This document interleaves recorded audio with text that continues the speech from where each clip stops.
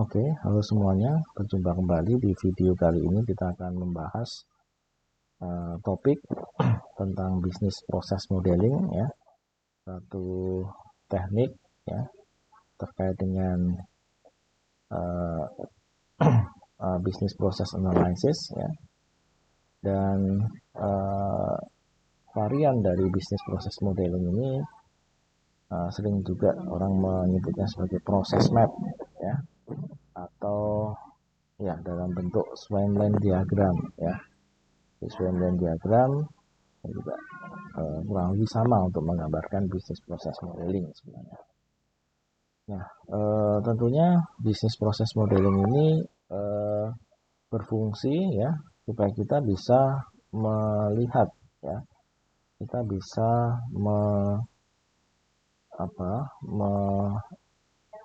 melihat elemen-elemen dalam rangkaian proses yang berjalan, ya.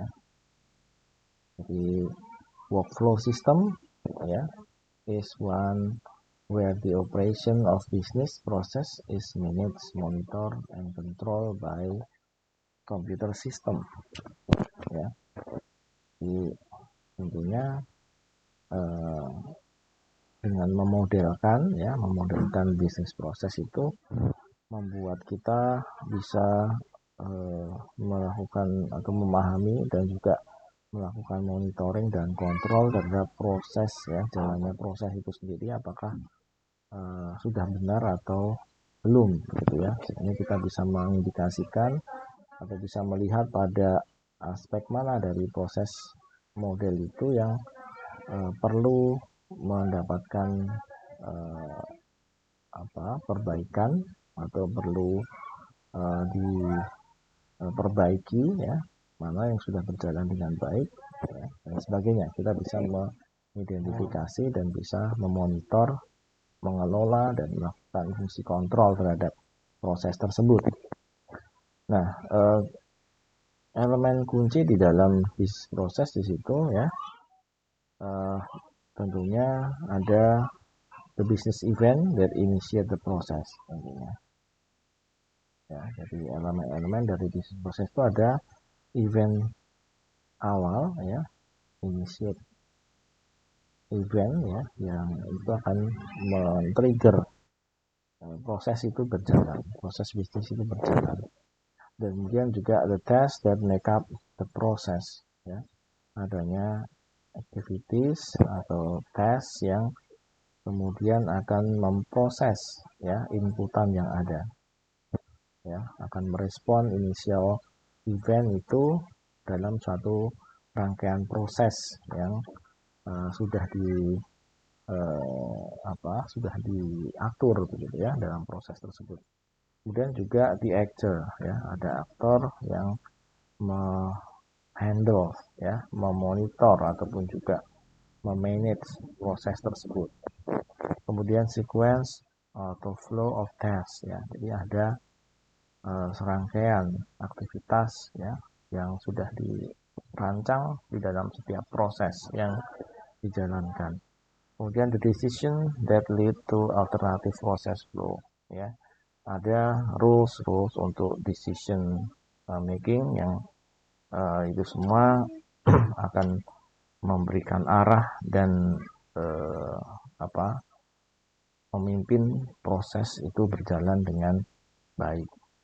Kemudian the end point or outcome of the process, ya, jadi ada hasil akhir, ya, dari suatu proses itu sendiri, ya, tentunya sesuai dengan apa yang diharapkan. Kemudian timeline for the process, ada waktu dari proses itu berjalan dari awal sampai ke akhir. Ada rangkaian waktu yang diperhitungkan, ya. Jadi tidak bisa proses itu berjalan tanpa akhir, begitu ya. Jadi proses itu pasti ada waktu akhir dan ada output dari setiap proses itu sendiri. Ya, ini harus dipahami dari suatu bisnis proses. Nah, kalau kita lihat di dalam model Swain-Line seperti ini, ya, business process notation set ini akan mengindikasikan business event. Untuk initial event itu siapa yang men-trigger, ya, aktornya, kemudian task atau activity-nya apa, kemudian respon dari stakeholder ataupun dari organisasi seperti apa, kemudian ada decision point yang harus diambil dari setiap inputan dari proses tersebut, kemudian dilanjutkan pada pilihan task or activity, ya, yang sesuai dengan kondisi, ya, yang sudah diatur di dalam rules dari proses tersebut, ya. Kemudian pada akhirnya akan dihasilkan satu outcome dari suatu proses tersebut. Nah, ini secara generik gambaran, ya, bagaimana proses modeling, ya, yang tentunya setiap proses akan berbeda-beda, ya, tapi pasti ada initial business event, kemudian ada proses atau activity yang berjalan, ada decision point yang harus dipilih, ada outcome yang dihasilkan, ya. Jadi ini gambaran secara generik business process modeling.